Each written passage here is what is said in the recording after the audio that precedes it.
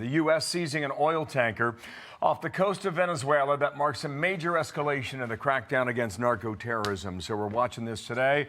We're doing fine. Had a good night last night and a great day this morning. In New York, I'm Bill Hammer, and you. My tip to everybody is this. If you go out on a weeknight and you have a great time, the next morning if someone says, how are you doing? You have to say, great. Better say great.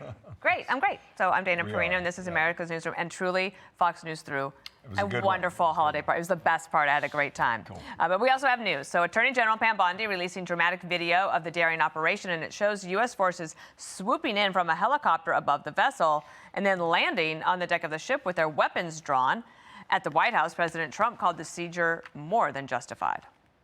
From the standpoint of news, as you probably know, we've just seized a tanker on the coast of Venezuela, a large tanker, very large. Largest one ever seized, actually. And other things are happening, so you'll be seeing that later. It was seized for a very good reason. So now all of this is expected to be a major point of discussion. House hearing gets underway a little bit later this hour on the worldwide threats to the U.S. homeland. Let's get right to it. Bill Maloogian reports from the Hill. Jillian Turner reports from the State Department. Let's start there with you, Jillian, on what's happening with regard to Venezuela. Good morning. So, good morning to you, Bill and Dana. Overnight, Venezuela's leaders reacting to that seizure of the crude oil tanker. They are accusing the U.S. of theft and President Trump of blatantly trying to take control of the country's entire oil resources. Here's the Interior Minister. Listen. The Bolivarian Republic of Venezuela denounces and repudiates energetically what constitutes a blatant theft and an act of international piracy, announced publicly by the President of the United States, who confesses the assault of an oil ship in the Caribbean. Reporters asked President Trump yesterday what now happens to all of the oil aboard that ship. Here's what he said.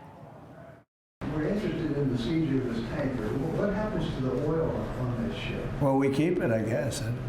Where does it go? What port does it go to? Well, you have to follow the tanker. You know, you're a good newsman. Just follow the tanker. I assume we're going to keep the oil. The Attorney General posting that footage of the seizure on social says the FBI, Homeland Security, and U.S. Coast Guard executed this operation with some support from the War Department.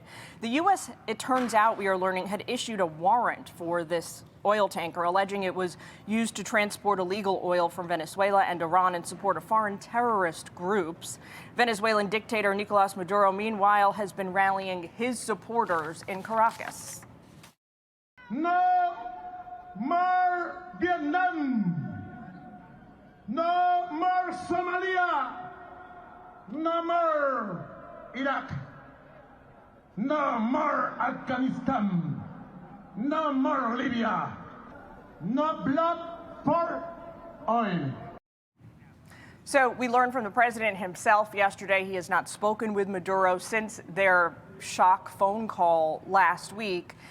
In a sense, it's not surprising, though, because the president since then has continued to push for his ouster and still does not recognize Maduro as the legitimate leader of Venezuela. That was quite the speech, quite the soundbite there. Jillian, thank you. We're watching all of it. Thanks, Department of State. Back now to our top story. Keep a very close eye on this. Breaking news, the U.S. stepping up its fight against narco-terrorism, seizing a tanker off the coast of Venezuela that was carrying sanctioned Iranian oil. President Trump says the operation was done for, quote, a very good reason. Let's get some analysis, a bit more. Rebeccah Heinrichs, national security analyst, Hudson Institute. And Rebeccah, thank you for coming back here. We're trying to figure this out. Here's the FBI Director, Kash Patel. The tanker has been used in recent years in an illicit shipping network supporting foreign terrorist organizations. This administration's efforts to crush FDOs and cut off the resources will continue day and night. What is the end game here as you see it, Rebeccah? Well, this is actually a perfect example of Venezuela's connection to these other authoritarian powers, too. Iran, I mean, there is a deal penned between the Iranians and the Venezuelans in 2022 to help one another. And as you said, Bill, so Venezuela wants to evade American sanctions against Iranian oil, for instance. So it has this barter regime, essentially, where it exports heavy crude on these tankers to Iran, and then Iran refines it and can ultimately export it then to China. China because China has a high demand for oil, refined oil. So there's this web of authoritarian countries increasingly collaborating to harm the United States. And the Trump administration, I think so rightly, interdicted this tanker that has been sanctioned for several years now. Would you expect this to happen again, Rebeccah? I do, as long as the Venezuelans are foolish enough to continue to try to get, under our nose, essentially, whenever we have such a heavy naval presence, Coast Guard presence, Navy presence in the region to shut this down. General Kane, of course, the chairman of the Joint Chiefs of Staff, said over the weekend that we may expect to see more combat, he said, in our own hemisphere as the Trump administration is completely out of patience for this illicit activity right in our backyard. Is this something that would suggest over the holidays we hear about special forces going in the dark of night? Can you see that happening? We might hear about that, Bill. And again, I mean, understand you have the narco-terrorism element. And the reason that's so important is because the narco-terrorists work with, hand in glove, the Venezuelan regime, keeps it funded and fueled and collaborating. The Venezuelan regime provides the cover and the help that the narco-terrorists need. So that's the connection we keep hearing from Trump officials. But there's a much larger geopolitical picture here. And so I think we should expect, to the extent the Venezuelans try to get out from under us, you're going to see continued crackdown, just like the tanker that we're seeing here. Okay, a couple things here. The president said Maduro's days are numbered. We played a soundbite that he delivered yesterday, some of it in Spanish, some of it in English, saying that he was defiant. This is not Iraq. This will not be Afghanistan. Here's the state of play in the region. Our military is substantial. We have 25% of our naval warships right now at sea in the Caribbean. So for you, Rebeccah, what is the state of play as you see it?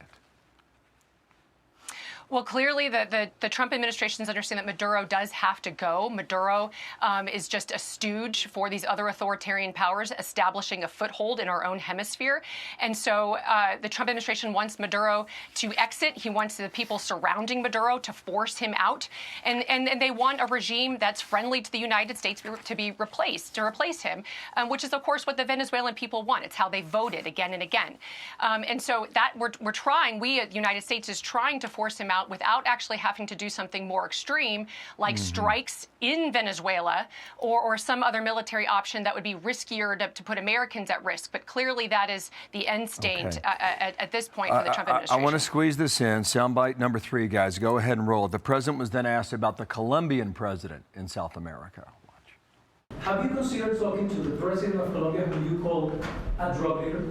No, I haven't really thought too much about him. He's been fairly hostile to the United States, and I haven't given him a lot of thought. He's going to have himself some big problems if he doesn't wise up. Colombia is producing a lot of drugs. They have cocaine factories that make cocaine, as you know, and they sell it right into the United States. So he better wise up, or he'll be next. So Gustavo Petro is the leader in Colombia. He called Trump a barbarian because the narco-terrorist hits in the Caribbean. How's that fit in here? Well, again, it's a network of these communist states that have been terrible for their own countries. Because they've been so terrible for their own countries, that's where we see the migrant flow into the United States. So if you want to get a control of our own borders, stop the migrant flow, you have to have more stability in your own hemisphere. And furthermore, we don't want these countries facilitating drug flow, obviously, into the United States. So all of these countries that really have felt like they've had sanctuary, no longer do they have that. And they should be put on notice. If we're going to go after Maduro and Venezuela, of course we're going to go after these other regimes. And last thing I'll just say, you've got the opposition leader that has fled Venezuela, who's pro-democracy, Maria Machado. And so that's another interesting element here, Belle. She is pro-United States, and she's now safe outside Venezuela. Well, she just got the Nobel Peace Prize, and she showed up in Oslo, Norway earlier today. Rebeccah, thanks for coming on. More to come on this for sure. Thank you. Hey everyone, I'm Emily Campagno. Catch me and my co-hosts Harris Faulkner and Kaylee McEnany on Outnumbered every weekday at 12 p.m. Eastern, or set your DVR. Also, don't forget to subscribe to the Fox News YouTube page for daily highlights.